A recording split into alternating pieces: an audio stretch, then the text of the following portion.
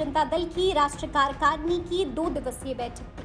इस बैठक में लालू यादव ने साफ कर दिया कि अब नीतिगत मामलों में सिर्फ तेजस्वी ही बोलेंगे।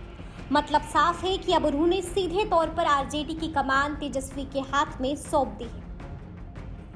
साथियों को तेजस्वी ने संगठित रही, एकता बन रही और एकता में ही ताकत है। हमें इधर उधर नहीं झगड़ना चाहिए और कुछ भी बोलने के पहले ये संभाल करके बोलना चाहिए कि सब तेजस्वी बोलेंगे, कोई भी मान लेगा, हर आदमी नहीं बोलेगा। इससे मुझसे क्या निकल जाएगा, मामला गड़बड़ हो जाता है। इसलिए ये मीटिंग करके हम लोगों ने तय किया नहीं है कि जो भी नीतिगत मामले में जो भी समस्या है उसका फैसला प्रेस को, मीडिया को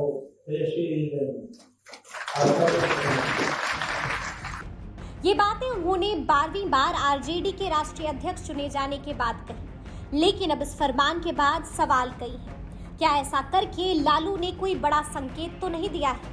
क्या लालू ने राष्ट्रीय अध्यक्ष की कुर्सी बैकडोर से तेजस्वी को तो नहीं सौंप दी है? और अगर ऐसा है तो फिर लालू ने ये फैसला आखिर क्यों लिया? कहते हैं कि राजनीति में टाइमिंग का एक अहम रोल होता है। यहाँ भी कुछ ऐसा ही देखने को मिला। लालू ने ये फैसला उस वक्त लिया जब ये कयास लगाए जा रहे हैं कि आरजेडी के प्रदेश अध्यक्ष जगदानंद सिंह पार्टी से नाराज चल रहे हैं। अनुमान तो गुरु ये भी लगाया जा रहा है कि जगदानंद सिंह कभी भी पार्टी से इस्तीफा दे सकते हैं। आपको याद होगा कि अभी हाल ही में राष्ट्रीय जनता दल के प्रदेश अध्यक्ष जगदानंद सिंह ने दोबारा प्रदेश अध्यक्ष का प्रभार संभाला था।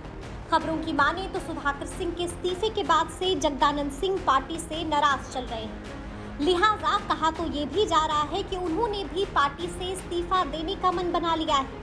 हालांकि इस मामले पर कोई भी बड़ा नेता कुछ भी बोलने से बच रहा है, मगर पार्टी सूत्रों की माने तो अंदर खाने में लालू यादव ने भी जगदानंद सिंह का विकल्प तलाश लिया है। लालू यादव अब जगदानंद सिंह को साइडलाइन करने के मूड में नजर आ रहे हैं। माना जा रहा है कि इस बार लालू और तेजस्वी दोनों ही जगदानंद सिंह को मनाने के मूड में नहीं है। सूत्रों की माने तो अगर जगदानंद सिंह खुद ही मान जाते हैं तो ठीक है, वरना उनका इस्तीफा भी सुधाकर सिंह की तरह स्वीकार कर लिया जाएगा। पार्टी के सूत्रों से मिल रही जानकारी के मुताबिक अब लालू यादव ने लगभग तेजस्वी यादव को पार्टी की कमान सौंप दी है। यानी कि राष्ट्रीय अधिवेशन के खुले मन से ही लालू ने न सिर्फ जगदानंद सिंह को बल्कि सभी को एक मैसेज दे दिया है कि अब तेजस्वी को ही बोलने का अधिकार है। लालू के इस बयान के बाद से ये साफ हो चुका है कि पार्टी की कमान पूरी तरह से तेजस्वी के हाथ में आ चुकी है। बताते चलें कि लंबे समय से इस बात की चर्चा चल रही थी कि तेजस्वी की ताजपोशी राष्ट्रीय अध्यक्ष के रूप में हो सकती है, मगर लालू प्रसाद यादव ने तेजस्वी को पार्टी के राष्ट्रीय अध्यक्ष की कुर्सी बैकडोर से जरूर सौंप दी। इससे पहले भी लालू ने राष्ट्रीय कार्यकारिणी की बैठक के दौरान तेजस्वी को आरजेडी के नीतिगत और आंदोलनों से जुड़े मामलों पर फैसले लेने की जिम्मेदारी सौंपी थी और अब लालू ने तेजस्वी से जुड़ा एक और फरमान जारी कर दिया है। लेकिन अब ये जान लीजिए कि लालू के इस फरमान के पीछे की असल वजह है क्या। लालू की सेहत। राजद सुप्रीमो लालू प्रसाद यादव अक्सर बीमार रहते हैं। किडनी रोग से भी वो ग्रसित हैं, जिसके इलाज के लिए वो जल्द ही सिंगापुर जाएंगे। इसी को देखते हुए लगातार ये मांग उठ रही थी कि तेजस्वी को अब पार्टी की कमान सौंप देनी चाहिए। कई सीनियर नेताओं की पसंद है तेजस्वी। आपको याद होगा कि पार्टी के सीनियर नेता शिवानंद तिवारी ने ये बयान दिया था, जो उस वक्त काफी चर्चा का विषय भी बना था। उन्होंने लालू प्रसाद यादव से आग्रह किया था कि वो तेजस्वी को पूरी तरह से पार्टी सौंप दे, जिसके पीछे उन्होंने ये तर्क जरूर दिया था कि आज की पीढ़ी उन पुराने मुहावरे और कहावतों को नहीं समझती है जिसके महारथी थे लालू प्रसाद यादव। लेकिन इस युवा आबादी ने तेजस्वी यादव को जरूर स्वीकार कर लिया है। लालू कर चुके हैं कई बार तेजस्वी की तारीफ। आपको याद होगा कि दिल्ली में मीडिया से बातचीत के दौरान लालू ने ये स्वीकार किया था कि 30 साल की उम्र में वो जितने सफल थे, उनके बेटे तेजस्वी यादव आज उनसे कहीं ज्यादा सफल है।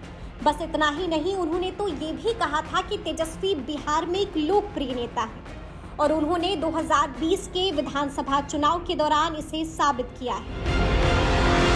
तेजस्वी बने आरजेडी 2.0 का चेहरा। तेजस्वी यादव ने खुद को आरजेडी की अगली पीढ़ी के नेता के रूप में स्थापित किया है। 2020 विधानसभा चुनाव में भी तेजस्वी ने खुद को पार्टी के बदलाव का चेहरा बना दिया था।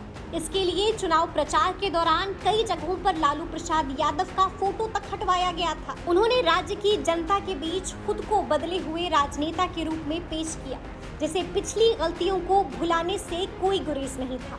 इन सब से वो खुद को केंद्र में लाने में सफल रहे और चुनाव के दौरान धुरी बने रहे। तो अब तो आप ये समझ ही चुके होंगे कि लालू प्रसाद यादव तेजस्वी यादव को पार्टी की कमान सौंपना चाहते हैं, लेकिन पारिवारिक कारणों की वजह से तेजस्वी की ताजपोशी में अभी भी बाधा आ रही है।